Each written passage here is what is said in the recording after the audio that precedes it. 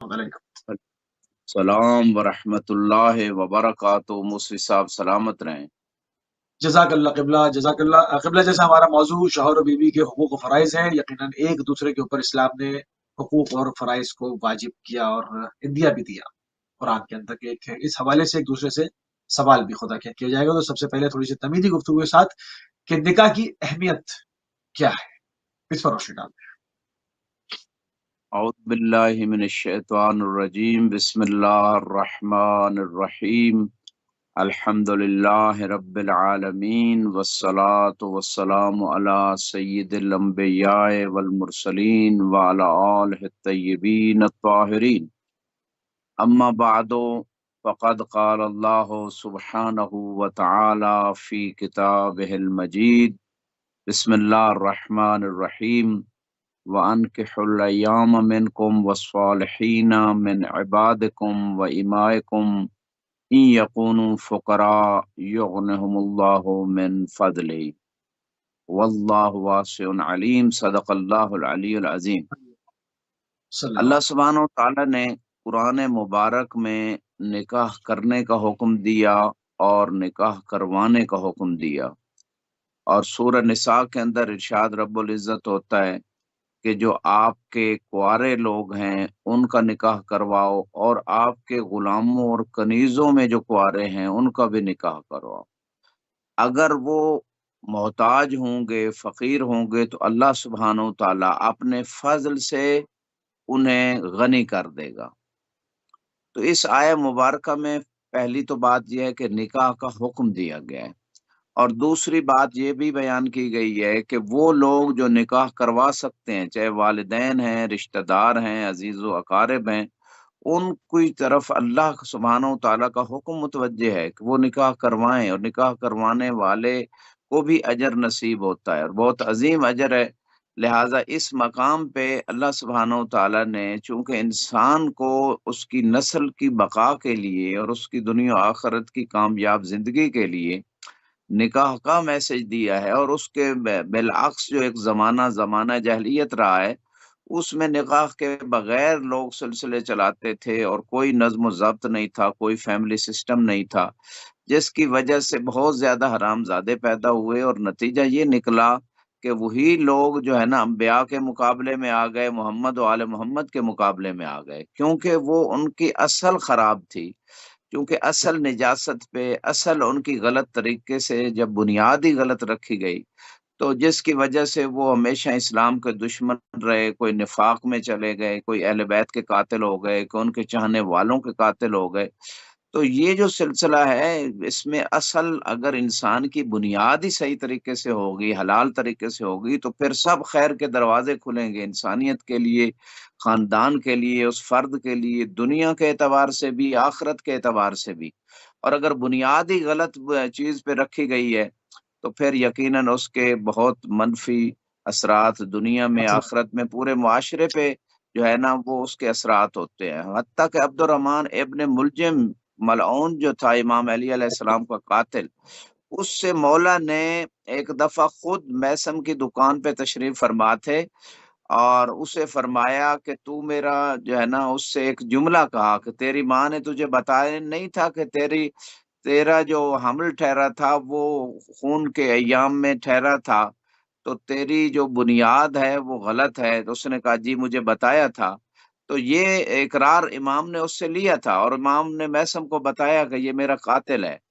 اور رسول خدا صلی اللہ علیہ وآلہ وسلم کے فرامین ہے، یا لا یحبک الا طیب الولادہ ولا یبغضک الا خبیث الولادہ۔ اے علی، آپ سے محبت وہی رکھے گا جس کی ولادت پاک ہوگی، اور بغض سبحان وہی اللہ، رکھے گا جس کی ولادت خراب ہوگی۔ تو اللہ لہٰذا یہ جو اہل بیت سے دشمنی ہے، مولا علی سے دشمنی ہے، جس زمانے میں بھی ہے، یہ ایک بڑی یہ علامت ہے، یہ سائن ہے، یہ رسول خدا نے بتایا ہے۔ صلی اور اللہ یہ علیہ اس سے ڈی این اے ٹیسٹ ہو جاتا ہے، زیادہ لیبارٹری پہ وسلم۔ خرچہ کرنے کی ضرورت نہیں ہے کہ علی کا بغض رکھتا ہے یا نہیں رکھتا، بس اسی سے ہی پتہ چل جاتا ہے کہ حلال زادہ ہے یا حرام زادہ ہے۔ اور چھٹے امام صادق علیہ السلام یہاں پہ جو ہے نا ان کا مجھے فرمان یاد آ گیا کہ امام فرماتے ہیں من احس فی قلبہ برد حبنا فلیشکر علی اول النعم، کہ جو ہماری محبت کی ٹھنڈک اپنے دل میں محسوس کرتا ہے، ہم اہل بیت کی محبت کی ٹھنڈک، پس وہ پہلی نعمت پہ اللہ کا شکریہ ادا کرے۔ تو راوی نے سوال کیا مولا وہ پہلی نعمت کیا ہے؟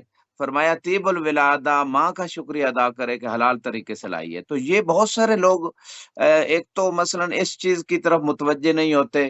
تو نکاح جو ہے نا، یہ تو حلال زادہ اولاد پیدا کرنے کے لیے خدا نے ایک سسٹم دیا ہے تاکہ وہ نیک ہوں، محمد و آل محمد سے محبت کریں، ان سے دین لیں۔ اور اس میں بعض اوقات لوگ فقہی مسائل کو نہیں جانتے کہ اگر وہ خاص ایام ہیں تو میاں بیوی اس میں ایک دوسرے قریب نہیں جا سکتے، تو یہ چیزیں بھی سمجھنے کی ضرورت ہے۔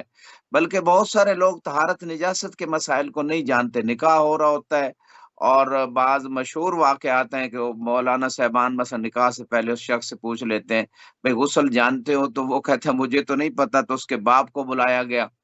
تو اسی زمانے کا کسی بڑے ایجوکیٹڈ شہر کا یہ علاقہ ہے، علاقے کا واقعہ ہے مشہور، اور واقعہ ایسا ہوا تو باپ سے علاقہ کا اس یہ مولوی یہ صاحب نے یہ کہا۔ واقعہ کافی کافی مشہور ہے، یہ واقعہ بالکل کئی جگہوں پہ سے کوٹ ہوتا رہا ہے۔ جی ہاں۔ جی جی، وہ باپ نے کہا مولانا صاحب آپ مجھے غسل کا طریقہ بتا دیں، میں بیٹے کو بتا دوں گا۔ تو یہ صورت حال ہے موسوی صاحب دنیا میں۔ تو نکاح جو ہے بیسک جو میں عرض کرنا چاہتا ہوں، اس کے بینیفٹس دنیا میں بھی آخرت میں بھی ہیں۔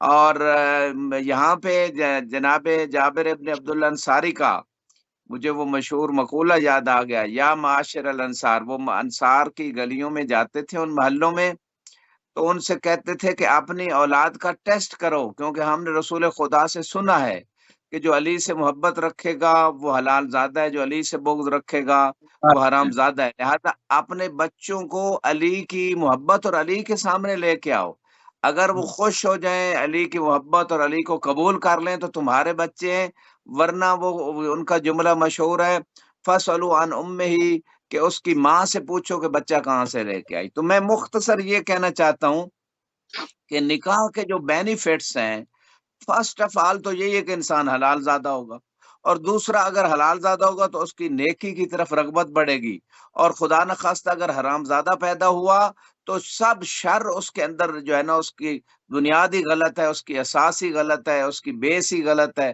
تو ہر شر اس سے توقع کی جا سکتی ہے۔ اور حرام زادہ جو پیدا ہوتا ہے وہ پھر حرام کاموں میں زیادہ اس کی رغبت ہوتی ہے، یعنی نعوذ باللہ بدکاری، باقی تمام قتل غارت، اس کے لیے کوئی مسئلہ نہیں ہے۔ تو یہ سارے مسائل ہیں، اور یہاں پہ جو ہے نا میں اس لیے اس نقطے پہ تھوڑا سا مزید فوکس کروں گا، نکاح کی اہمیت کے حوالے سے جو آپ نے کویسچن کیا۔ رسول خدا صلی اللہ علیہ وآلہ وسلم ارشاد فرماتے ہیں تناکحوا وتناسلوا انی اباہی بکم الامم یوم القیامت ولو بالسقط، کہ نکاح کرو اور نسل کو بڑھاؤ آگے، میں روز قیامت جو ہے نا تمام امتوں پہ اس بات پہ مجھے فخر ہوگا کہ میری امت کے افراد زیادہ ہیں، اگرچہ وہ بچہ ساقط ہی کیوں نہ ہو جائے۔ تو لہٰذا صحیح۔ یہ ساری چیزیں جو فلسفی اسلام نے دی ہے، دیکھیں آج دنیا میں 7 ارب آبادی ہے موسوی صاحب، اور فیملی پلاننگ کا جو سلسلہ ہے، میں سمجھتا ہوں اگر کوئی بندہ افورڈ کر سکتا ہے، اور رزق جو خدا کی طرف سے ہوتا ہے وہ بیوی کی وجہ سے آتا ہے، بچوں کی وجہ سے آتا ہے، جتنے بیوی بچے ہوں گے اس قدر رزق بڑھتا ہے۔ ٹھیک ہے اس میں سٹرگل ہونی چاہیے رزق حلال کمانے میں بھی، اور سارا سسٹم ایک پلاننگ کے تحت انسان لے کے چلے، لیکن ابھی بھی دنیا میں جو مسلم کنٹریز بھی لے لیں، مسلم آبادی ہے وہ بہت کم ریشو میں ہے۔ تو اس کا بڑا فیکٹر ہے، یعنی ایک نظم دین کو پھیلانے میں یہ ساری چیزیں۔ جی موسیٰ صاحب سلامت رہیں۔ بہت ہی عمدہ طریقے سے قبلہ نکاح کی اہمیت کے اوپر آپ روشنی ڈالے تھے، ذرا عفت کی اہمیت پر بھی روشنی ڈال دیں کہ کیسے ممکن ہے، عفت چیز کیا ہے اور عفت کی اہمیت کیا ہے، اور اس کو ذرا کھول کے بیان فرمائیں۔ جی، نکاح کا لازمہ ہے عفت، یعنی نکاح کا جو رول قرآن نے دیا، اسلام نے دیا، وہ ہے عفت کے لیے، کہ ایک فیملی سسٹم میں عفت آئے، ایک پوری سوسائٹی میں عفت آئے، چونکہ سوسائٹی کی جو بیس ہے وہ فیملی ہے، اور فیملی کی ابتدا میاں بیوی سے ہوتی ہے، لہٰذا عفت جو ہے نا وہ نکاح پہلا سٹیپ ہے۔ میں سمجھتا تو اس سے بھی پہلے اگر ہم دیکھیں تو بعض روایات میں اس چیز کی طرف بہت زیادہ امپارٹنس اور اہمیت دلائی گئی ہے کہ انسان اس چیز پہ غور کرے کہ وہ کون سا اپنا جو اپنا ساتھی تلاش کر رہا ہے، چاہے وہ مرد کے اعتبار سے ہے یا مستور کے اعتبار سے ہے، اس کی کوالٹیز کو دیکھے۔ جس نے ظاہری جمال یا مال کی وجہ سے شادی کی، روایات میں نہ اسے جمال ملے گا نہ مال ملے گا، یعنی یہ چیزیں اس سے وہ اگر مل بھی جائیں تو کوئی خاص بینیفٹ اور سکون نہیں نصیب ہوگا۔ دیکھیں آج گھروں میں سکون کیوں نہیں ہے، طلاقوں کی ریشو کیوں ہے؟ اسی وجہ سے کہ وہ جو بیس، مثلا جس بیس پہ نکاح کیا جا رہا ہے، جس بیس پہ رشتہ تلاش کیا جا رہا ہے، وہ ظاہری خوبصورتی دے گا، حالانکہ اخلاق، معصوم فرماتے ہیں کہ جس کے اخلاق اور دین سے آپ راضی ہو جائیں اس سے شادی کریں۔ معصوم کا ایک اور فرمان بھی ہے، فرمایا کہ بیٹی اس کو دو کہ جس کے دین اور اخلاق سے آپ راضی ہیں، کیونکہ اگر وہ آپ کی بچی سے محبت کرتا ہوا تو اس کو ریسپیکٹ بھی دے گا، لیکن اگر محبت نہ بھی کرتا ہوا تو کم از کم اگر دیندار اور متقی انسان اور صاحب تقوی ہوگا تو وہ اس پہ ظلم نہیں کرے گا۔ تو یہ ساری چیزیں جو عفت کی جو بات آپ نے کویسچن کیا کہ نکاح کا جو رول ہے وہ فلسفہ ہے ہی عفت کے لیے، کہ عفت و طہارت اور عفت جو انسان کو نکاح سے حاصل ہوتی ہے، اس سے ایک سوسائٹی میں، ایک فیملی میں اور فیملی ممبرز میں، میاں بیوی میں ایک سیٹسفیکشن اور اطمینان کی کیفیت آتی ہے۔ اور جب وہ چیزیں نہیں ہوتی تو بے چینی، اضطراب، پریشانیاں، ٹینشنیں، شوگر، بلڈ پریشر، یہ ساری چیزیں ٹھیک ہے، اس کا ایک کھانے سے بھی ریلیشن ہے، لیکن یہ ان چیزوں کا بھی بڑا دخل ہے، جسمانی بیماریوں میں، روحانی بیماریوں کا بھی بڑا دخل ہے۔ تو عفت جو ہے وہ شروع ہوتی ہے کہ آپ پارٹنر آف لائف کون سا چوز کر رہے ہیں، کس بنیاد پہ چوز کر رہے ہیں۔ اگر مال و جمال کی وجہ سے کر رہے ہیں تو جو ہی مال ختم ہوگا، ظاہری خوبصورتی ڈلے گی، بڑھاپا آئے گا تو وہ تو ختم ہو جائے گا، پھر سلسلہ وہ تو نہ رہا۔ لیکن اگر تقوی اور دین کی بنیاد پہ تو وہ تو پوری زندگی ریلیشن چلے گا میاں بیوی کا۔ یا کہیں اور زیادہ حسن نظر آ جائے یا کہیں اور زیادہ مال نظر آ جائے تو اگر مال و جمال کی وجہ سے تو بیوی اس شوہر کو چھوڑ کے کہیں اور چلی جائے گی۔ تو یہ جو ڈسٹربنس ہے ایک یعنی سوسائٹی میں، ایک فیملی لائف میں، میاں بیوی کی لائف میں، اس کا سلوشن اسلام نے یہی دیا ہے کہ آپ کی جو شادی کی بنیاد ہو وہ تقوی کی بنیاد پہ ہو، اور تقوی جب دیکھا جائے گا تو عفت آئے گی۔ یعنی جس معاشرے میں شادیاں اس بیس پہ، جس فیملی سسٹم میں ہوتی ہیں کہ تقوی اور دین کی بنیاد، وہاں عفت آئے گی۔ اور اگر مال اور جمال کی وجہ سے اور دین و تقوی کی کوئی پرواہ نہیں ہے تو ممکن ہے وہاں جو ہے نا عفت نہ رہے، اور وہی مال و جمال کے پیچھے لوگ بھاگتے رہیں اور ان کی پرواہ نہ ہو کسی اس معاہدے کی، اس نکاح کی۔ تو اس مقام پہ کہنا یہی چاہوں گا کہ فرسٹ آف آل جو ہے نا وہ پارٹنر آف لائف کو دیکھا جائے کہ وہ کیسا ہے، یہ عفت میں بنیادی حصہ ہے۔ پھر ان لوگوں نے جہاں رشتہ کیا جا رہا ہے، ان بچی نے رزق کون سا کھایا، حلال رزق کھایا ہے یا حرام کھایا، اس کا بیسک فیکٹر ہے، یہ بڑا بیسک رول ہے اس چیز کا کہ اگر حرام رزق کھایا ہوگا، بے شک دین سیکھ لیں، بے شک ظاہری لبادہ جو مرضی اوڑھ لیں، اندر سے وہ اندر کا انسان اس کو جو ہے نا وہ گمراہ کرتا رہے گا، اندر کا نفس امارہ بالسوء جو ہے نا اسے ہر قدم پہ بہکاتا رہے گا اور اسے برائی کی طرف لے جائے گا۔ لہٰذا عفت جو ہے میں سمجھتا ہوں یہ کامیابیوں کی ایک چابی ہے، بنیاد ہے، دنیا و آخرت کے اعتبار سے، سیٹسفیکشن کے اعتبار سے، سکسیسفل کے اعتبار سے۔ تو عفت کے حصول میں جو بیسک کنڈیشنز ہیں، جو رولز ہیں، جن چیزوں کو خیال رکھنا ضروری ہے، اس میں حلال رزق جن بچوں نے کھایا ہے فرسٹ آف آل جی، اس کے بعد ان کی دینی تربیت کیسی ہے، اور اس کے بعد جو ہے نا وہ پارٹنر آف لائف چوائس کرنے میں تقوی کا خیال رکھا جائے۔ ہاں بعد میں ساتھ اگر ظاہری جمال یا مال بھی آ جاتا ہے وہ ثانوی چیزیں ہیں، وہ فرسٹ اس کی بیسک رول ادا نہیں کرتے ایک انسان کی کامیاب لائف میں۔ تو عفت کے حصول میں یہ چند چیزیں، اور پھر اگلی بات یعنی اگر شوہر خود دیندار ہے، باکردار ہے تو بیوی پہ بھی اس کا اثر ہوگا، اور اسی طرح بالعکس ہے، اگر بیوی باکردار ہے، دیندار ہے، طہارت نجاست کا خیال رکھتی ہے اور خوف خدا رکھتی ہے، وہ بھی شوہر کی جو ہے نا کردار اور اس کی لائف پہ اثر انداز ہوتی ہے۔ یعنی میاں بیوی دونوں ایک دوسرے کے عفت اور طہارت میں ان کا دخل ہے۔ بعض روایات میں ہے کہ اگر آپ چاہتے ہو کہ آپ کی عورتیں باکردار رہیں تو دوسروں کی عورتوں پہ غلط نگاہیں نہ ڈالو، ان کے ساتھ غلط ریلیشن نہ بناؤ۔ اگر آپ چاہتے ہیں کسی خاندان کے عورتوں کے کردار کو جاننا چاہتے ہو تو ان کے مردوں کے کردار کو دیکھو. تو مردوں کا کردار اگر والد، بھائی، بیٹا، ان تمام لوگ جو ہے فیملی ممبرز میں جو اگر وہ برے ہوں گے تو عورتوں پہ اس کا اثر ہوگا. وہ ایک لاشعوری طور پہ چیزیں وہ اس پہ اثر انداز ہوتی ہیں.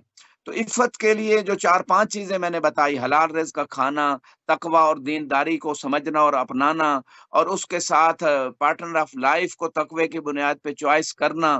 پھر جو ہے نا خود باکردار ہونا. اگر خود باکردار انسان ہوگا تو دوسرا پارٹنر آف لائف بھی باکردار رہے گا. اور اس کے ساتھ ساتھ ماحول، یہ آخری چیز اس میں عفت میں بتا رہا ہوں مفتی صاحب، ماحول کا بڑا دخل ہے. اگر ایسے ماحول میں انسان رہتا ہے جہاں ہر طرف بے غیرتی، بے حیائی، فحاشی، بے دینی، بدکاری ہے، تو جتنا بھی انسان کوشش میں ہوگا ہے تو وہ مجاہد، لیکن پھر بھی جو ہے نا وہ آخر انسان ہے، وہ غیر معصوم ہے. وہ کہیں نہ کہیں بہکے گا، کہیں نہ کہیں اس سے نگاہ غلط پڑے گی، کہیں نہ کہیں غلط بات سنے گا، کہیں نہ کہیں وہ اس کے پھسلنے کے، جب سڑک پہ اگر ہر طرف ہی وہ ایسی سچویشن بنا دی جائے کہ مثلا کیچڑ ہی کیچڑ ہے تو چھینٹے تو پڑیں گے، وہ کہیں نہ کہیں تو پھسلنے کا خطرہ ہے. تو اگر صاف ستھری روڈ ہے اور بالکل اس میں کوئی ایسا سلسلہ نہیں ہے جہاں انسان سفر کر رہا ہے، تو پھر تو کم چانس ہوتے ہیں. تو لہٰذا ماحول کا بڑا اثر ہوتا ہے. اس لیے علماء کے فتاوے بھی ہیں آیات اور روایات کی روشنی میں تمن کہ ایسے ماحول سے ہجرت کرنا واجب ہے کہ جہاں آپ اپنا دین نہیں بچا سکتے، عفت نہیں بچا سکتے. کتنے لوگ جو ہے نا شرقی دنیا سے ویسٹ میں جا کے گئے مال کے لیے، رزق حلال کمانا عبادت ہے، حرج نہیں ہے، لیکن وہ آنکھوں کے سامنے میجارٹی کی صورتحال یہ ہو چکی ہے کہ ان کی اولادیں بگڑ گئیں، بے دین ہو گئیں. اور اچھے لوگ بھی ہیں، میں اس سے انکار نہیں کرتا، لیکن یہ ہے کہ اکثریت کی جو شکوے شکایتیں اور جو پریشانیاں ہیں وہ ماحول کی وجہ سے ہوئی ہیں. ممکن یقیناً انہوں نے رزق حلال کھلایا ہوگا، اچھی تربیت بھی کی ہوگی، کوشش بھی کی ہوگی، لیکن اس کے باوجود ماحول جو تھا، وہاں کا ایٹماسفیئر، وہاں کا رہن سہن، وہاں کے لوگوں کی جو ہے نا لائف سٹائل جو تھا، اس نے بڑا امپیکٹ کیا. اور وہ ان کی اگلی نسلیں بگڑ گئی اور ان لوگوں کے ہاتھوں سے نکل گئی، والدین کے ہاتھوں سے نکل گئی. ہر قسم، یعنی کوئی والدین کی ریسپیکٹ غالباً نہیں کرتے لوگ، ان کی بات نہیں مانتے، یعنی اسلامی رولز کی پرواہ نہیں کرتے، یہ ساری چیزیں. بلکہ کچھ تو اسلام بھی چھوڑ گئے، یعنی اور مذاہب میں چلے گئے. شادیاں کرتے ہوئے بعض اوقات یہاں تک رپورٹس ہیں کہ بچیوں نے جو ہے نا یہ بھی نہیں دیکھا کہ یہ مسلم ہے یا نان مسلم ہے. تو یہ ماحول کا بھی عفت سے بڑا ریلیشن ہے. موسی صاحب سلامت رہیں. جزاک اللہ قبلہ. اچھا، اب تھوڑا سا شوہر اور بیوی کے حقوق پر بات کر لیتے ہیں. تو شوہر کے حقوق اجمالی طور پر کیا ہیں اور بیوی کے حقوق کیا ہیں، اس پہ علیحدہ علیحدہ روشنی ڈالتے ہیں. جی، اس حوالے سے موسی صاحب اگرچہ تفصیلی تو بہت ساری روایات ہیں، لیکن میں اجمالی طور پہ اتنا کہوں گا کہ پہلا شوہر کا حق یہ ہے کہ بیوی اس کی اجازت کے بغیر گھر سے باہر نہ جائے. یہ بہت امپارٹنٹ نقطہ ہے، اور میں سمجھتا ہوں اگر اس ایک نقطے پہ عمل کر لیا جائے تو بہت سارے فساد، بہت ساری بے راہ رویاں، بہت ساری بے دینیاں، بہت ساری بدکرداریاں، بہت ساری طلاقیں، بہت ساری ناچاکیاں، بہت سارے جھگڑے، بہت سارے ڈسٹربنسز جو ہیں فیملی کے اندر، وہ ختم ہو جائیں گے. اس لیے اسلام نے وہ راستے بند کیے جو شیطان کے راستے ہیں، وہ راستے اسلام نے ان کو شروع سے ان کی طرف متوجہ کیا کہ جس سے فتن و فساد اور بے چینی اور خرابیاں پیدا ہوتی ہیں اور فساد پیدا ہوتا ہے. لہذا بیوی جو ہے کہ اوپر جو ہے نا فرض ہے، اور شوہر کا فرسٹ رائٹ یہ ہے کہ اس کی اجازت کے بغیر گھر سے نہ جائے. ہاں، شوہر حج واجب ہے مثال کے طور پہ، پھر شوہر کی اجازت نہیں ہے. یا اسی طرح کو کوئی اور واجب کام ہے، صلہ رحمی مستحب ہے غالباً، تو اس میں شوہر کو چاہیے کہ وہ اجازت دے بیوی کو اپنے رشتہ داروں سے، خصوصاً والدین جو ہیں، جو زیادہ قریبی رشتہ دار ہیں، بھائی ہیں، بہنیں ہیں، ان کے حوالے سے، جو محرم بھی ہے مثلاً، ان کے حوالے سے خود ساتھ جائے، چاہے ان کو اجازت دے. تو وہ صلہ رحمی میں اجازت یعنی حق ہے. بیوی کا بھی بالکل کٹ آف جائز نہیں ہے، لیکن پھر بھی اجازت شوہر کی اس میں شرط ہے، کیونکہ بعض واقعات بڑے مشہور ہیں. رسول خدا صلی اللہ علیہ وآلہ وسلم کے زمانے میں ایک مستور کا جو ہسبینڈ تھا وہ سفر پہ تھا، اور آپ نے یعنی اس عورت کا والد بیمار ہو گیا، اسی مدینے کے اندر تھا والد، اور پیغام آیا تو دیکھیں دیندار عورت تھی، ایک قدم بھی خدا اور رسول کی مرضی کے بغیر نہیں اٹھانا چاہ رہی، اور اس نے رسول خدا کی خدمت میں پیغام بھیجا کہ میرا والد مریض ہے، شوہر میرا گھر سے باہر ہے، اس نے اجازت نہیں دی، لہٰذا میں والد کی تیمارداری کے لیے آپ کی اجازت سے چلی جاؤں۔ اللہ کے رسول اجازت دے سکتے تھے، لیکن جو رول فرسٹ آف آل پہلا رول ہے کہ شوہر کی اجازت لی جائے، تو آپ نے فرمایا اپنے شوہر کے آنے کا انتظار کرو۔ اس مستور مومنہ کا والد فوت ہو گیا، پھر اس نے پیغام بھیجا اللہ کے رسول کی خدمت میں کہ میرا والد فوت ہو گیا اور شوہر ابھی تک نہیں آیا۔ آپ نے فرمایا انتظار کرو، اور اس مستور مومنہ نے اللہ اور رسول کے حکم کی اطاعت کی، انتظار کیا، والد دفن ہو گیا۔ اتنے میں جبریل آ گئے اور کہا یا رسول اللہ، اس مومنہ کو بشارت دے دو جو اس نے اللہ اور رسول کی اطاعت کی ہے اور اپنے شوہر کی اطاعت کی ہے، اس کی اجازت کے بغیر گھر سے باہر نہیں گئی، اسی اطاعت کی وجہ سے اللہ نے اس مومنہ کو بھی بخش دیا اور اس کے والد کو بھی بخش دیا ہے۔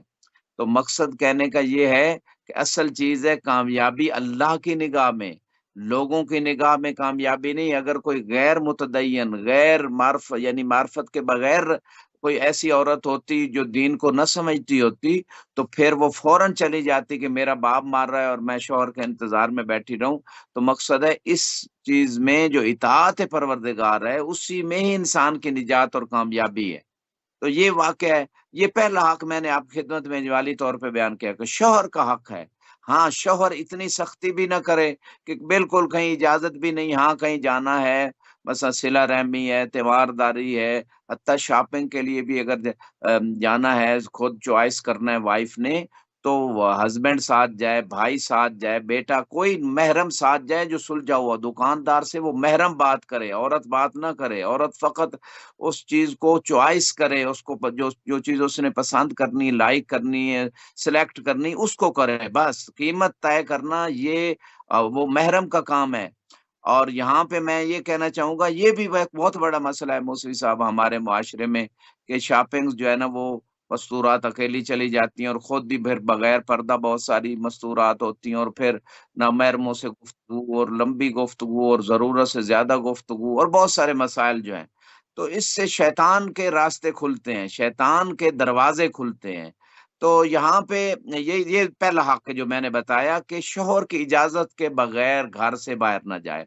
شوہر کا دوسرا حق یہ ہے، بعض روایت بھی انشاءاللہ پیش کریں گے، اس میں یہ ہے کہ شوہر اچھی شوہرداری، جہاد المرأہ حسن التباؤل، جیسے کہ روایت میں ہے کہ عورت کا جہاد یہ ہے کہ اچھی شوہرداری کرے، شوہر کے ساتھ اچھا حسن سلوک رکھے۔ بیوی کا بھی حق ہے، شوہر کا یہ حق ہے کہ اس کے ساتھ حسن سلوک کیا جائے، یعنی اس کی رسپیکٹ کی جائے، اس کی اگر کوئی خامیاں ہیں اس سے چشم پوشی کی جائے اور اس کے لیے دعا کی جائے، اور پھر جو عام روٹین کے مثال کے طور پہ گھر میں کھانا یا لباس کی صفائی یا گھر کی صفائی، یہ بھی روایات میں ذکر ہوا ہے۔ یہ یعنی شوہر کی حد تک یا جو بچے ہیں اس کی حد تک تو یہ بہت زیادہ باعث ثواب ہے، شوہر کا حق بھی ہے۔ لیکن جو ہے پوری فیملی اگر ایک عورت پہ اس کا بوجھ ڈال دیا جائے، یعنی 3 4 بھائی ہیں، پورا ایک جوائنٹ فیملی سسٹم، وہ بھی ظلم ہے۔ پھر ایک مستور پہ پوری فیملی کا کھانا، پوری فیملی کے گھر کی صفائی، کپڑے دھونا، یعنی اسلام جو ہے اچھا نا اس میں بھی وہ افراط مطلب اس میں تفریط۔ بعض لوگ اچھا اس میں تھوڑا سا ڈفرینس جو ہے وہ اس کا تقابل جو ہے جو اسلام کہہ رہا ہے جو دین کہہ رہا ہے بعض دفعہ لوگ مطلب ایک انسان کا گھر ہے اس میں شوہر بھی کام کرتا ہے بیوی بھی کرتی ہے اگر ایک آدمی صفائی کر رہا ہے تو وہ کھانے کا دیکھ رہی ہے مطلب مل جل کے جو کام ہوتا ہے جو ہم نے سنت میں دیکھا جو مولا امیر المومنین کا طریقہ کار دیکھا جو شہزادی کے گھر کے بارے میں سنا بعض دفعہ بعض گھروں میں یہ ہوتا ہے کہ بہو لائے اب وہ اس کو نوکرانی سمجھتے ہیں کہ وہ بالکل گھر کی نوکرانی ہے وہ ماسی ہے گھر کی اور وہ سارا کام اس کے اوپر اور مطلب اس میں اسلامی قوانین کیا ہیں اس سے لا بلد اس کو نہ سیکھنے کی ضرورت ہے نہ سننے کو برداشت کرتے ہیں وہ لائے ہیں کسی کی بیٹی کو جب تک وہ مار نہیں ڈالیں گے اس کو اس سے کام کرائے جائیں گے اسلام کیا کہتا ہے اس پر اسلام بیان کرتا ہے جی تاکہ بالکل آپ دو نے ٹوک صحیح بات ہو جائے کہا کہ جو لوگ یہ سب کر رہے ہیں اور دوسروں کی بیٹی کو بیٹی نہیں سمجھ رہے ہیں ان کے لیے الرٹ ہے. وہ بھلے نہ مانے مگر جس دن قبر کی پہلی رات ہوگی سب سمجھ میں آ جائے گا، ان کو اچھے سے سمجھ میں آئے گا. ہمارا کام پہنچانا ہے، ابلاغ کرنا ہے، تو اس میں کمی نہیں ہونی چاہیے. اس لیے میں نے سوال کیا، اس کو بالکل کھول کے بیان کرتے ہیں. جی، میں سمجھتا ہوں اس مقام پہ جو ہسبینڈ کا رول ہے وہ بیسک رول ہے، اور اس میں فرسٹ آف آل تو یہ ہے کہ ہسبینڈ جو ہے نا وہ ایک بیلنس رکھے، یعنی وائف کے اپنے حقوق ہیں، ماں کے اپنے حقوق ہیں، بہن بھائیوں کے اپنے حقوق ہیں، والدین کے اپنے حقوق ہیں، سب کے جو حقوق شریعت نے مقرر کیے ان کو ریسپیکٹ دے، سب کا خیال رکھے، اور افراط و تفریط کا اگر شکار نہ ہو تو مسئلہ حل ہو سکتا ہے. اور بعض روایت میں ہے کہ اگر شوہر جو ہے جیسے اس کا حق ہے، آپ نے سوال اٹھایا، اسی طرح بیوی کے بھی حقوق ہیں، اس پہ بھی تفصیلی بات کریں گے. لیکن یہاں پہ بات یہ ہے کہ اگر شوہر بیوی کا حق ادا نہیں کرتا، بعض روایت میں ہے، تو پھر اس پہ عذاب قبر ہوگا. جناب سعد بن معاذ کا واقعہ ہے، اور جناب سعد بن معاذ جو ہیں وہ صحابی ہیں کہ جن پہ 70 یا 90 ہزار کی روایت ہے. فرشتوں نے نماز پڑھی تھی، خود اللہ کے رسول نے نماز پڑھائی تھی، اور وہاں پہ یعنی خود فقط نماز ہی نہیں پڑھائی، فرشتوں نے بھی، جبریل نے بھی نماز پڑھی. اور اس کی وجہ تھی کہ جناب سعد بن معاذ اٹھتے بیٹھتے چلتے پھرتے سورہ توحید کی زیادہ تلاوت کرتے تھے، لیکن بیوی کے حقوق کی وجہ سے ان کے سے کوتاہی ہوئی. تو خود رسول خدا نے فرمایا اس کی ماں سے، جب ماں نے کہا تجھے جنت کی بشارت ہو، فرمایا اس پہ عذاب قبر ہو رہا ہے بیوی کے حقوق خیال نہ رکھنے کی وجہ سے. لہٰذا یہ ہماری سوسائٹی میں افراط و تفریط بہت ہے، یا تو بالکل ہی اچھا، بس بیوی جو ہے. اگر ایک دوسرے کو معاف کر دیں طرفین سے، مطلب شوہر کا انتقال ہو گیا تو بیوی اس کو معاف کر دے، بیوی کا انتقال ہو گیا تو شوہر معاف کر دے اپنے حقوق جو اس پر تھے، اور اس سے معافی بھی طلب کر لے، تو کیا یہ چیز مٹ جائے گی یا پھر بھی باقی رہے گی؟ جی، بہت اچھا کوشچن کیا ہے. معاف کرنا تو بہت بڑی عبادت ہے، اللہ کا حکم بھی ہے، متقین کی صفات میں سے بھی ہے، جنت کے حصول کا ذریعہ بھی ہے معاف کرنا مومنین مومنات کو. اور اپنے اس قریبی زندگی گزر گئی اس کو جہنم کے عذاب سے بچانے کے لیے بھی حقوق العباد اگر کوئی معاف کرتا ہے تو معاف کرنے والے کا اجر بڑھ جاتا ہے، خدا کی بارگاہ میں مقام بڑھ جاتا ہے. لیکن جو اگر وہ نہیں معاف کرے گا تو حق معاف نہیں ہوگا. دوسری، معاف کرنا اچھی بات ہے. تو حقوق شوہر کی بات جو آپ نے کوشچن کیا موسی صاحب، تو یہاں پہ بات یہ ہو رہی ہے کہ یہ دو حق، ایک تو یہ ہے کہ اس کی اجازت کے بغیر گھر سے باہر نہ جائے، دوسرا حق یہ ہے کہ وہ شوہر جو ہے نا اس کے جو ضروری لوازمات، مثلا گھر میں اس کو پانی دینے کا، یعنی 1 سال کی عبادت کا ثواب ہے اگر شوہر کو بیوی جو ہے نا وہ پانی مہیا کر دیتی ہے. بعض روایات میں ہے کہ اگر مسکرا کے اس کا استقبال کرتی ہے تو ایک شہید کا ثواب ملتا ہے. تو یہ سارے جو بینیفٹس ہیں ایک بیوی کو مل رہے ہیں شوہر کے حقوق ادا کرنے کے اعتبار سے. اس کے اچھا بعد نہیں، شوہر یہ تو وہ خوشی خوشی کر رہی ہے، یہ تو خوشی خوشی کر رہی ہے. جہاں پر اس کو نوکرانی بنایا جا رہا ہے وہاں اسلام کیا کہتا ہے؟ آیا اس سے زبردستی کام کرائے جا سکتے ہیں؟ اس کو حکم دیا سکتے ہیں؟ ایک ساس بیٹھی ہوئی ہے گھر میں، اب اس نے ان کا جینا حرام کر دیا. وہ جو نئی بہو آئی ہے نا، اب اس کی جان کو آ گئی. اب یہ ہر گھر گھر کی کہانی ہے. میں چاہ رہا ہوں اس کے اوپر بالکل صاف صاف بات ہو تاکہ ان کو پتا چلے کہ وہ کچھ عرصے میں جانے والی ہیں، تو ان کو معلوم ہو کہ وہ کیا کر کے جا رہی ہیں. ایسی ہزاروں عورتیں معاشرے کے اندر ہیں، ایسے سسر بھی ہوں گے، ایسی ساسیں بھی ہیں، ان کو پتہ چلے کہ دین کیا کہتا ہے. اور آگے ان کے لیے صرف حج، روزہ، نماز، زکوٰۃ سے کام نہیں چلے گا، یہاں پر پکڑائی ہوئے گی، حقوق البشر میں آئے گا. تو وہ جو ایک بن کے وہاں پر ایک گھروں کے اندر ایک سسٹم ہے کہ وہ نہ جیتی ہیں نہ جینے دیتی ہیں. تو اس کا کیا حل ہے؟ اسلام کیا کہتا ہے؟ کتنا کام لیا جا سکتا ہے، کتنا نہیں؟ بہت بڑا المیہ آپ نے ذکر کیا ہماری سوسائٹی کا. تو ساس اگر بہو کو بیٹی سمجھے اور بیٹی ساس کو اگر ماں سمجھے تو سارے وہ تو مسئلے وہ حل تو ہے. وہ فرسٹ تو آف ہو آل سکتا تو ہی یہ ایک نہیں، نصیحت ہے. وہ تو ہو سکتا ہی نہیں نا. اکا دکا کیس ہیں، مطلب ناممکنات ہیں ہمارے معاشرے میں. کم از کم جہاں پر انڈین ڈرامے دیکھے جاتے ہیں اور اس سے سیاست سیکھی جاتی ہے تو ناممکن ہے اس کی. اب آپ بتائیں عذاب قبر اس پہ تاکہ سیدھی سیدھی بات ہوئے. جی بالکل صحیح، میں اسی کی طرف آ رہا ہوں. تو میں فرسٹ آف آل تو دونوں طرفوں کو ایک دوسرے کی ریسپیکٹ کرنی چاہیے، محبت دینی چاہیے. سسر ہے، ساس ہے، ان کو اپنی بہو کو محبت دیں، اور جو بہو ہے وہ اپنے سسر اور ساس کو ریسپیکٹ اور محبت دے. یہ اچھی بات ہے. لیکن جو کام ہے وہ بہو پہ ساس اور سسر کا واجب نہیں ہے.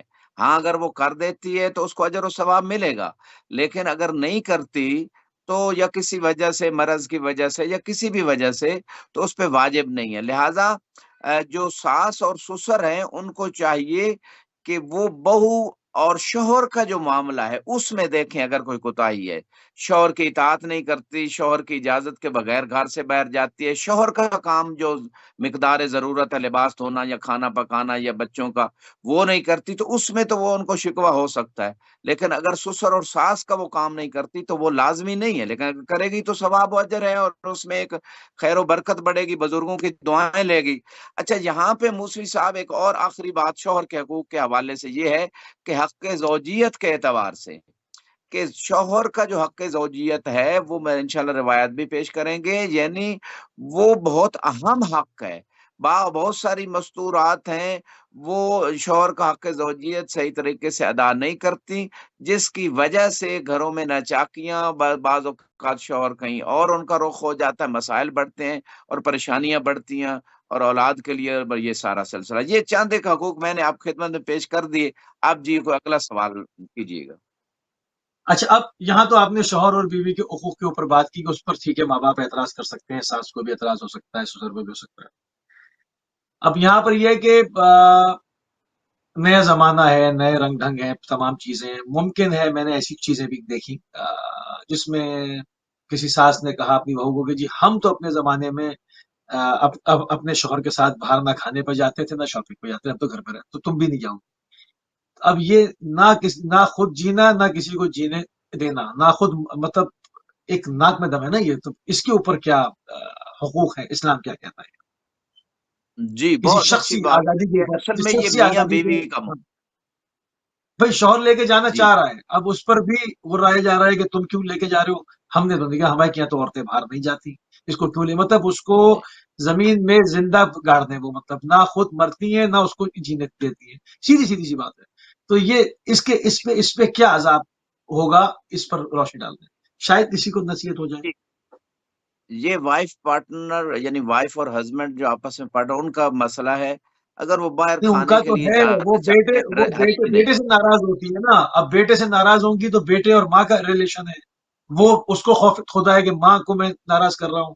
ماں اس پر تلی ہوئی ہے کہ بہو کو کوئی خوشی میسر نہ ہو۔ اب اس پر کیا کرے وہ، ہاں ہاں، کیا کرے وہ؟ اس میں یقیناً وہ ہاں، ماں باپ کا احترام باقی رکھے، باقی بیوی کے جو حقوق ہیں، احترام ہے، اس کو خوش کرنا یا کہیں کبھی لے جانا باہر کھانے پہ، وہ اس کا حق ہے، بیوی کا لے جا سکتا ہے اگر افورڈ کر سکتا ہے۔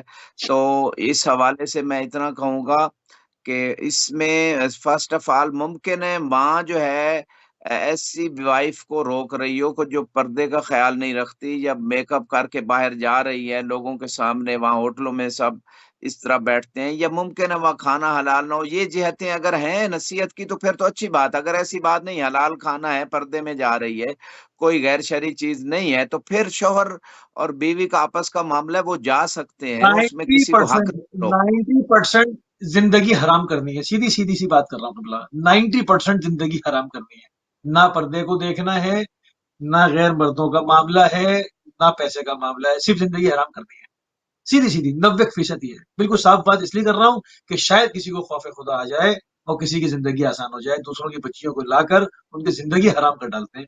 تو یہ گھر گھر کا پرابلم ہے، اور یہ تعلیمات اہل بیت ہے نہیں۔ اہل بیت کا معاملہ بالکل مختلف ہے۔ پھر مولا کا نام لینا، حج اور عمرے کرنے، خوب کربلا جانا اور گھر آگے پھر وہی کرنا، تو اس پر جو عذاب کی نوید ہے وہ کہہ دیں قبلہ، بالکل اس پر کوئی اس کو رکھے نہیں۔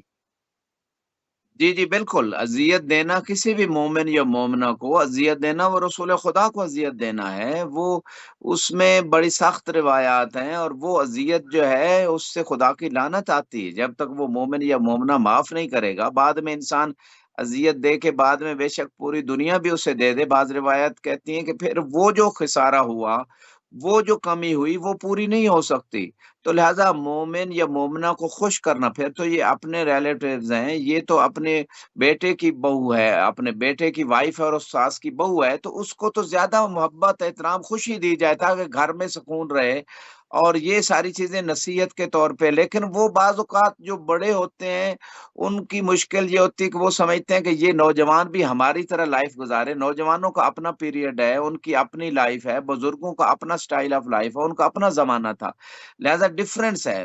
تو نئے زمانے کے اعتبار سے اپنے آپ کو چینج کرنا پڑتا ہے. جی موسوی صاحب اگلا سوال کیجیے گا. جی قبلہ، اچھا، بنیادی جو وجوہات آپ معاشرے میں دیکھتے ہیں طلاق کی، وہ کیا ہے؟ کیونکہ بہت تیزی کے ساتھ جو ہے وہ طلاق کا معاملہ جو ہے وہ پھیل رہا ہے بہت تیزی کے ساتھ. تو وہ کیا عنصر ہے، مین وجوہات کیا ہے؟ جی اس کیوں؟ کوشچن کے آنسر سے پہلے تھوڑا سا میں مزید بیوی کے حقوق کے حوالے سے تھوڑی سی گفتگو کروں گا. فرسٹ آف آل تو ایک کامن رائٹ ہے میاں بیوی کا کہ ایک دوسرے کی ریسپیکٹ کریں، ایک دوسرے سے محبت کریں، ایک دوسرے کی غلطیوں سے چشم پوشی کریں. اور اس میں فرسٹ یعنی میں سمجھتا ہوں کہ اس میں بیوی کے حقوق میں اگر دیکھا جائے تو لباس اور کھانا جو افورڈ کر سکتا ہے وہ شوہر اس کے مطابق دے. اگر زیادہ افورڈ کر سکتا ہے نہیں تو کم از کم جیسے وہ اپنے والدین کے گھر میں رہتی تھی کم از کم اس لیول کا کھانا لباس دینا ضروری ہے شوہر پہ. اور خصوصاً گرمیوں کے مثلا اس ماحول کے اعتبار سے اگر دو لباس چلتے ہیں اس طرح سردیوں کے دو لباس تو یا زیادہ یا کم، تو یہ ساری چیزیں بیوی کے حقوق میں سے ہے. اسے رہائش دینا جو مناسب ہو اس کی شان کے مطابق، یا جیسے وہ اپنے والدین کے گھر میں رہتی تھی یا اس سے بہتر دے سکتا ہے تو یہ بھی بہت اچھی بات ہے. رہائش، لباس، اس کے تباً میڈیکل کی یہ ساری نان و نفقے میں چیزیں آتی ہیں.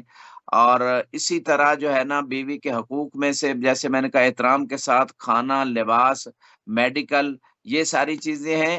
اور اخلاقی طور پہ بہت یعنی روایات جو ہیں انسان کو چاہیے کہ ایک دوسرے کے لیے تحمل اور صبر کا دامن کبھی نہ چھوڑے اور برداشت کا. لیکن اگر انتہا ہو جائے کسی بھی طرف سے، وائف یا شوہر کی طرف سے، اگر تو وہ صبر کر سکتے ہیں. تو بعض روایت میں اگر بیوی شوہر کی اذیت پہ صبر کرتی ہے تو یقیناً اسے جناب آسیہ کا درجہ ملے گا. بعض روایت میں اگر شوہر بیوی کے جو ہے نا بد اخلاقی پہ صبر کرتا ہے تو اسے جناب ایوب علیہ السلام کا جو ہے نا وہ حسنات اور خدا اس کو اجر عطا فرمائے گا. تو یہ ساری نعمتیں اپنی جگہ ہیں، لیکن بہتر یہ ہے کہ ایک دوسرے کے عیوب سے چشم پوشی کی جائے، ایک دوسرے کو جو ہے نا وہ احترام سے ہمیشہ ڈیل کیا جائے اور کچھ کوتاہیوں سے درگزر کیا جائے. یہ ساری چیزیں انسان کی زندگی کو پرسکون بناتی ہے فیملی لائف میں. باقی انسان کا اور خدا کا معاملہ ہے، وہ انسان جو ہے اس کو روز قیامت اپنا حساب خود دینا ہے. یعنی جو ظاہری طور پہ اسلام نے جو رولز بتائے ہیں اس کے مطابق انسان چلتا رہے، باقی چیزیں خدا کے اوپر چھوڑ دے. تو آپ نے جو طلاق کی بات کی اس کی بھی ریزن وہی ہے کہ اگر شادیاں جو ہے نا وہ تقوی کی بنیاد پہ نہیں ہوں گی، مال اور جمال کی وجہ سے ہوں گی تو طلاقیں ہوں گی. یہ بیسک ریزن ہے. پھر جو اچھا، کتنے تربیت کا کتنے فرق پرسنٹ لوگ ہیں قصبے پہ کر رہے ہیں شادی؟ آپ دیکھیں، رشتہ آتا ہے، سیلری پوچھی جاتی ہے، بالکل میں بالکل صاف صاف بات کرنے والا آدمی ہوں کہ جی اتنی سیلری ہے. اچھا اچھا، اب بتایا جاتا ہے جی اوپر کی کمائی کتنی ہے. اب سیلری ہو گئی مائنس، یعنی یہ حرام خوری کتنا کرتا ہے اس کو اوپر کی کمائی پہ، وہاں پر پھر بڑے مزے سے اس پر جو ہے وہ سلاوات پڑی جا رہی ہے. اوہ ماشاء اللہ. تو یہ اوپر کی کمائی کو کوئی یہ نہیں کہتا کہ تم بیٹا حرام کیوں کماتے ہو، اور ہم تمہیں بیٹی جب دیں گے جب یہ حرام کی کمائی چھوڑ دو گے تو اس کو بڑا پسند کیا جاتا ہے کہ سیلری اتنی ہے اور اوپر کی کمائی اتنی. تو جب یہاں تخوہ خواہ کہاں ہے؟ یہاں کہاں ہے تخوہ؟ کہاں ہے یہاں؟ جی تو بالکل صحیح اب کہہ رہے ہیں. تو تو یہ جی بالکل کامن سی بات ہے، بالکل نارمل بات ہے. وہ بعض لوگوں کو مطلب لگے عجیب سی، مطلب کہ میں کس طرح سے کہہ رہا ہوں، مطلب اس کو ایسے ہی کہنا چاہیے. حق بنتا ہے کہ ایسے ہی کہنا چاہیے تاکہ ایسے جو لوگ ان بنیادوں پر رشتہ کرتے ہیں اور اس طرح پھر ان کی ولادتیں ایسی ہوتی ہیں جو الٹے سیدھے لوگ پیدا ہوتے ہیں. کوئی گروپ لے جا کے چیٹنگ کر رہا ہے، کوئی کچھ کر رہا ہے، کوئی مسجد میں مال کھا گیا، کوئی کہیں کا ٹرسٹی کچھ کھا گیا. وہ پھر ایسے ہی لوگوں کے یہاں پیدا ہوتے ہیں. تو وہ ان چیزوں کو یہاں اسٹریٹ فارورڈ ان کو روک دینا چاہیے، لوگوں کو سامنے اس طرح سے بات کرنی چاہیے. اب اس پہ آپ کیا کہیں گے؟ آپ دیکھ لیں زیادہ تر امام بارگاہوں میں، مساجد میں، ٹرسٹی، فلانی کمیٹی، فلاں کمیٹی، آپ مجھے بتائیں میجورٹی میں لوگ چور ہوتے ہیں. کیوں ہوتے ہیں؟ یہ کہاں سے آ گئے؟ یہ ساری بنیادیں غلط ہے نا. مطلب ایک حرام خوری ہے، انسان حلال بھی کماتا ہے، حرام بھی. بیٹی دے دی اس کو، اب جو بچہ پیدا ہوگا تو وہ یقیناً یہ دونوں طرف کا مال کھا کے پیدا ہو رہا ہے نا وہ. اب وہ اس کی سیرت بھی اسی اس پر ہوگی، نہ وہ حلال دیکھے گا نہ حرام. اس کو جو سامنے آئے گا وہ اس کو اپنا مال سمجھے گا، اور یہ ہو رہا ہے. میں چاہ رہا ہوں اس کے اوپر قبلہ تھوڑی سی بات ہو جائے. جی بہت امپارٹنٹ نقطہ ہے. اگر ہماری سوسائٹی میں اس چیز کی دوڑ ختم ہو جائے کہ مال کس کے پاس زیادہ ہے، تو بہت زیادہ اس کے پازیٹیو اثرات ہوں گے. طلاقوں کی ریشو کم ہو جائے گی اور زندگی میں سکون آ جائے گا. یہ پہلے جج کرنا چاہیے لڑکے والوں کو بھی لڑکی والوں کو کہ رزق حلال کھا کے یہ بچہ بڑا ہے، ابھی اس کی کمائی کیسی ہے، کہاں سے پیسے آتے ہیں، کہ اتنی اگر پے تھوڑی ہے تو زیادہ پیسے کہاں سے آ رہے ہیں. اگر ایسا رزق آ رہا ہے کہ حرام کا رزق، وہاں بچی نہیں دینی چاہیے. بچی گھر میں بیٹھی رہے، یہ لاکھوں درجے بہتر ہے کہ اس کی آخرت بچ جائے، جائے کہ وہ حرام کا مال جا کے کھائے اور بے دینی میں مبتلا ہو جائے اور اس کی اولاد بھی بگڑ جائے اور روز قیامت بھی جواب دہ ہو. جیسے کہ بعض روایات میں ہے کہ یہ چیزیں جو ہے نا انسان کو تباہی. رسول خدا کا مشہور فرمان ہے کہ آپ مجھے دو چیزوں کی ضمانت دو، میں تمہیں جنت کی ضمانت دیتا ہوں. ایک عفت بطن کی اور ایک عفت فرج کی، کہ مجھے پیٹ میں حلال ڈالنے کی ضمانت دو اور شرمگاہ کو حرام سے بچانے کی ضمانت دو، میں تمہیں جنت کی ضمانت دیتا ہوں. تو اس کا مطلب یہ ہے کہ یہ حلال رزق کھانا اور عفت بطن اور عفت شرمگاہ، یہ دونوں بیسک چیزیں ہیں جو انسان کو جنت لے جائیں گی اور جہنم سے بچانے والی ہیں. تو اس مقام پہ جو آپ نے سوال کیا طلاقوں کے حوالے سے، تو میں یہ عرض کرنا چاہوں گا کہ ایک ریزن کہ تقوی کی بنیاد پہ رشتے نہیں ہوتے، دوسری ریزن حلال رزق نہیں کھایا ہوتا، یا تیسری ریزن گھر میں حرام رزق آتا ہے، چوتھی ریزن اچھی تربیت نہیں ہے، پانچویں ریزن میچورٹی نہیں ہے ذہنی طور پہ، چھٹی ریزن جو آپ نے بتایا ساس بہو کا اپنا جھگڑا یا سسر ساس کی بے جا دخالت جو اس نئے پارٹنر پہلے ہیں پہلے نئی بیٹے لائف کی شادی میں، کریں اس میں گی، بھی طلاق ہوتی. پہلے بیٹے کی شادی کریں گی، پھر طلاق کرائیں گی، پھر دوسری کریں گی، پھر خود مر جائیں گی. مطلب یہ عموماً روٹین ہے یہ. مطلب آپ اگر خاندانوں میں دیکھیں نا، مطلب پہلے لائیں گی، پھر اس کو عاجز کریں گی، پھر اس کو طلاق کرا دیں گی، پھر جب بیٹے کو دیکھیں گی ڈپریس ہو رہا ہے تو پھر دوسری ڈھونڈیں گی، اس کے بعد خود قبرستان چلی جائیں گی. مطلب کیا کر کے گئی ہو؟ یہ کیسا جی نام ہے ہمارے لے یہ کر گئی ہو؟ یہ نہیں سوچنا. ہاں. جی بالکل. ہماری سوسائٹی میں جو دوسرے لوگ کسی میاں بیوی کے معاملات میں انٹرفیئر کرتے ہیں، رشتہ داروں میں ہوں، دوسرے رشتہ داروں سے ہٹ کے لوگ ہوں، خصوصاً جو ساس اور جو ہے نا اس طرح کے لوگ اگر انٹرفیئر کرتے ہیں جیسے ہماری سوسائٹی میں ہے، تو وہ یقیناً ایک زندگی جو ہے نا وہ بہت زیادہ اس پہ اثر انداز ہوتی ہیں یہ چیزیں، اور بے چینی اور پریشانیاں آتی ہیں. اور ابتدائے لائف جو ابتدائے زندگی ہے، ابھی نئی زندگی شروع کی ہوتی ہے، اس میں خوشیاں ہونی چاہیے، اس میں ایک زندگی جہنم بن جاتی ہے. تو یہ مسائل ہیں، اس پہ انسانوں کو غور کرنا چاہیے. جی موسی صاحب. اچھا، کامیاب نسل کیسے پروان چڑھے گی؟ کامیاب خاندان جسے آپ کہیں کہ یہ کامیاب خاندان ہے، یہ کامیاب نسل ہے. یہاں تو کامیابی دیکھنے کا زاویہ ہی الٹا ہے نا. یہاں تو کامیابی دیکھنا ہی ہے کہ بینک بیلنس کتنا ہے، گھر کیسا ہے، گاڑیاں کتنی ہیں، معاملات کیا ہے، کہاں سے آیا یہ نہیں دیکھنا ہے، کیسے آتا ہے، کیا ہو رہا ہے یہ نہیں دیکھنا ہے کیا یہ دیکھنا ہے. خدا، اللہ اور اللہ کے رسول اور اہل بیت علیہ السلام کس خاندان کو کامیاب کہتے ہیں، اور کامیابی کو اس کی کامیاب نسل جو ہے وہ اس کو کس طرح سے وہ بیان کرتے ہیں، ان کی نگاہ میں کون سا خاندان اور نسل کامیاب ہے. جی ایک تو آپ نے دنیا والوں کی نگاہ میں جو کامیابی ہے وہ یہی مال دیکھتے ہیں، جیسے کہ آپ نے بتا دیا. لیکن ایک خدا کی نگاہ میں کامیابی ہے. مولا علی علیہ السلام کا نہج البلاغہ میں مشہور فرمان ہے، کفا بھی عزن ان اکون لک عبدن و کفا بھی فخرن ان تکون علی ربن، کہ علی کی عزت کے لیے اتنا ہی کافی ہے کہ میں تیرا بندہ ہوں. تو خدا کی بندگی میں، خدا کی طاعت میں عزت ہے. لوگ مال میں عزت تلاش کرتے ہیں چاہے حرام طریقے سے ہی کمائیں، تو اس میں عزت نہیں ہے، یہ کامیابی نہیں ہے. اور دوسرا قرآن مبارک میں ان اکرمکم عند اللہ اتقاکم، کہ اللہ کی بارگاہ میں زیادہ باعزت باشرف انسان وہ ہے جو زیادہ صاحب تقوی ہے. یہ جو مال حرام ہے اس سے عبادتیں قبول نہیں ہوتی. ایک لقمہ حرام کا 40 دن نماز قبول نہیں ہونے دیتا، دعائیں قبول نہیں ہوتی. اس سے انسان کا روحانی سکون ختم ہو جاتا ہے، روحانی جسمانی بیماریاں بڑھ جاتی ہیں. جب رزق حرام آتا ہے رزق سے برکت اٹھا لی جاتی ہے.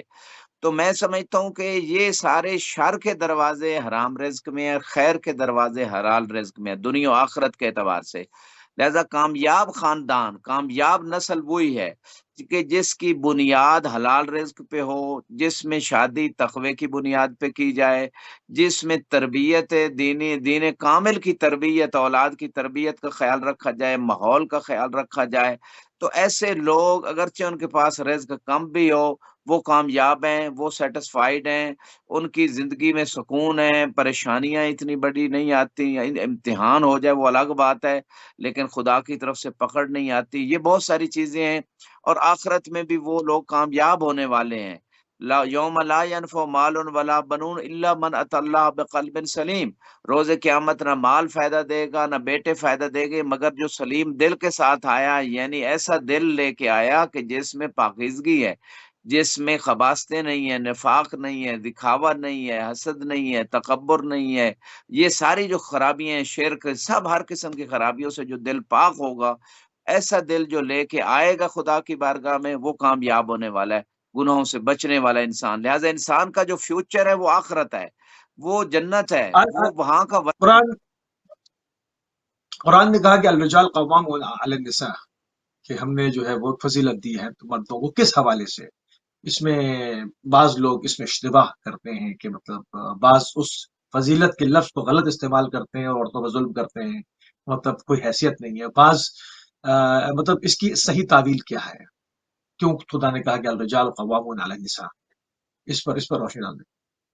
جی بہت اچھی بات کی۔ الرجال قوامون علی النساء کا جو دقیق معنی کیا گیا ہے وہ یہ ہے کہ مرد مستورات کے اوپر نگہبان ہیں، نگرانی کرنے والے ہیں، ان کی نگہداشت کرنے والے ہیں، ان کا خیال رکھنے والے ہیں، ان کی ضروریات کو پورا کرنے والے ہیں۔ وہ مالی اعتبار سے ہیں، مثال کے طور پہ چونکہ عورت کے اوپر جو نان و نفقہ ہے وہ واجب قرار نہیں دیا گیا، چاہے باپ ہے اس کے اوپر بیٹی کا نفقہ واجب ہے، شوہر ہے وائف کا نفقہ واجب ہے۔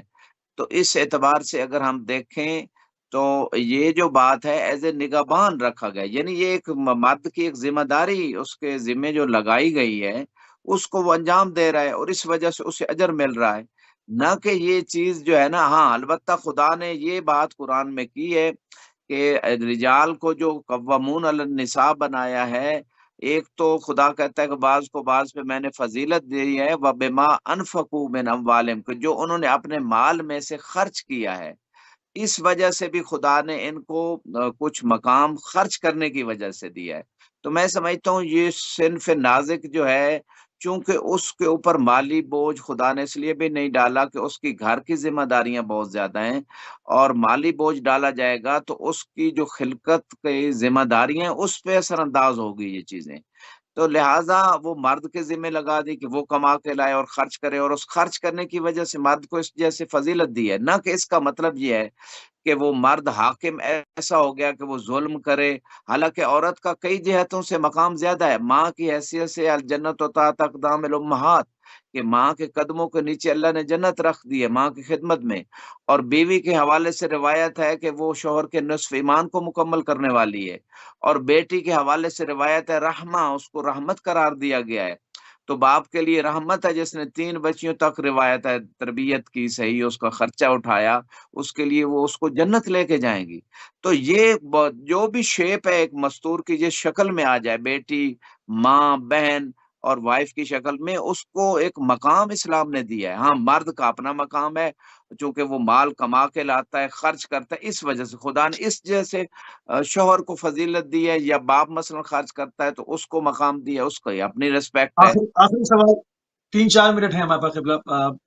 ایک عورت حاکم شرع کے پاس، قاضی کے پاس اپنا مدعا لے کے، اپنی شکایت لے کے اپنا کیس کب درج کروا سکتی ہے؟ طرفین سے آپ نے بہت حقوق بیان کیے، اس کے اندر فضائل، فضیلتیں، چیزوں کے اوپر صبر کرنا، اور یقیناً زندگی تو آپ کو پتہ ہے کہ سرپرائزز سے بھری ہوتی ہے، کسی بھی وقت کچھ بھی انسان کے ساتھ کہیں سے بھی ہو جاتا ہے، تو اس کے اوپر اصل تو ہے کون کتنا سیکریفائس کرتا ہے۔ ہم نے کربلا سے سیکریفائس ہی سیکھا، ہم نے قربانی ہی سیکھی، اظہار ہی سیکھا۔ پھر ایک لمٹ کراس ہو جاتی ہے، ایک ریڈ لائن اوور ہو جاتی ہے، وہ کیا ہے؟ کب چاہ سکتی ہے ایک عورت قاضی کے پاس، حاکم شرع کے پاس اپنا کیس لے کے اپنی سنوائی کے لیے؟ جی بہت امپورٹنٹ نقطہ ہے. فرسٹ آف آل تو وہی بات کروں گا کہ اگر بنیاد صحیح ہے، تقوی کی بنیاد پہ رشتہ ہوا، سوچ سمجھ کے ہوا، جذبات سے نہیں ہوا، میچورٹی دیکھی گئی دونوں طرف سے، تو وہ رشتے کامیاب ہوتے ہیں. لیکن اگر جو ہے نا ظاہری کچھ چیزیں دیکھ لیں، اس انسان کی عقل اور اس کی رہن سہن ساری چیزیں نہیں دیکھی گئی، تو بعد میں پریشانیاں آتی ہیں. لیکن پھر بھی اگر انسان، میں نے روایت عرض کی، صبر کرے تو اس پہ اسے جناب آسیہ کا اجر ملے گا. اگر بیوی ہے، اگر شوہر صبر کرے گا تو جناب ایوب کا اجر ملے گا. تو یہ بات تو ہے. لیکن پھر بھی اگر نہیں کرتے، اور آج ریشو بہت بڑھ گئی ہے عالم اسلام میں بھی، طلاق کی ریشو بہت زیادہ ہے. اگر پھر بھی کوئی طلاق لینے پہ مصر ہے تو پھر بیوی جو حق مہر لیا تھا، اگر وہ طلب کر رہی اور شوہر پہلے نہیں دینا چاہ رہا تھا، لیکن اگر حق مہر وہ دیتی ہے کہ میں واپس کر دیتی ہوں، اگر اس نے لیا تھا، اگر نہیں لیا تو پھر تو ختم ہے بات. تو شوہر پہ پھر اسلام نے یہ شرط رکھی ہے، فرض کیا کہ وہ بیوی کو طلاق دے دے، اسے لٹکا کے نہ رکھے. اسے اگر اس کے حقوق نہیں دے سکتا یا وہ مطمئن نہیں ہے اس پہ، تو اس کو طلاق دے دے. بس اس سے حق مہر جو اس کو دیا تھا اگر وہ واپس لے لے، نہیں دیا تھا تو وہ نہیں لے سکتا، طلاق دینے کا پابند ہے شوہر. بہت سارے شوہر بیویوں کو طلاق نہیں دیتے، لٹکا کے رکھتے ہیں. وہ کورٹس میں جاتی ہیں، گورنمنٹ کی کورٹس میں، فقہ جعفری کے مطابق وہاں طلاق نہیں ہوتی. البتہ کچھ علماء نے کوشش کی ہے کہ وہاں بھی فقہ جعفریہ کے مطابق کورٹس میں طلاق ہو، یعنی شوہر کو جج بلائے اور اس سے جو ہے نا وہ کسی مولوی صاحب استدلال کو کر وہاں دیں گے. اجازت دیں اور اپنی رضا سے وہ اس کے سیغے طلاق پڑے. یعنی شوہر کو لٹکانا نہیں چاہیے. شوہر مجرم ہے جو ایک بیوی کو نہیں صحیح طریقے سے اس کے حقوق نہیں دے رہا، یا نان و نفقہ نہیں دے رہا، یا ظلم کر رہا ہے، یا مثال کے طور پر اس کا حق زوجیت نہیں دے رہا، جو بھی مسائل ہیں، تو پھر اس شوہر اگر نہیں دے رہا اور بیوی طلاق مانگ رہی ہے تو اس کو حق ہے، اس کو طلاق دینا چاہیے شوہر کو. لیکن اگر اس کے باوجود وہ نہیں دیتا شوہر، تو پھر حاکم شرعی نبی علیہ السلام ہے، امام علیہ السلام ہے، اور غیبت کے زمانے میں مجتہد جامع شرائط ہے، کوئی بھی فقیہ، اس کے پاس وہ عورت اپنا قضیہ اس کے وکیل کے ذریعے، خود آج ویب سائٹ کا زمانہ ہے، میڈیا کے ذریعے پہنچائے، اور وہ دونوں طرفوں کی بات کو سن کے وہ فقی سمجھ کے اس پاس چاہے ویڈیو کی شکل میں وہ پیغام بھیجا جائے. میاں بیوی کے جو دونوں کے اختلافات ہیں اس میں کچھ گواہ بھی ہوں، کچھ ثبوت علاقے کے لوگ جو متدین لوگ ہیں یا علماء ہیں، ان کے ذریعے سے وہ پورا قضیہ دونوں طرفوں کا بھیجا جائے فقی کے پاس ویڈیو کی شکل میں سمجھتا ہوں اس دور میں بھیج دیا جائے، تاکہ جلدی وہ فیصلہ ڈیسیژن لے سکے کہ واقعا شوہر نہ خرچہ دے رہا ہے، نہ بیوی کو حقوق دے رہا ہے، یا ظلم کر رہا ہے، یا بیوی مصر ہے طلاق لینے پہ نہیں دے رہا.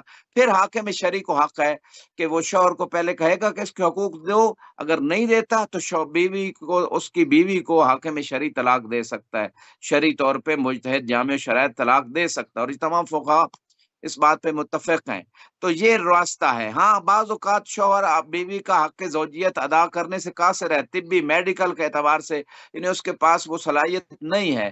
تو آج کے دور میں میڈیکل بڑی آگے جا چکی ہے، اور اپنا ٹریٹمنٹ کروائے. وہ فقہا بھی ٹائم دیتے ہیں، 1 سال کا کچھ مدت دیتے ہیں کہ شوہر اپنا ٹریٹمنٹ کروائے. اگر وہ ٹھیک ہو جاتا ہے تو فب ہے، اگر نہیں تو بیوی کو حق ہے طلاق لینے کا. لیکن اگر وہ نہیں چاہتی کہ معاشرے میں بدنامی ہوگی، یہ ہوگا، تو پھر صبر کرے، اور صبر کرنے پہ جو ہے نا وہ اس کو اجر نصیب ہوگا.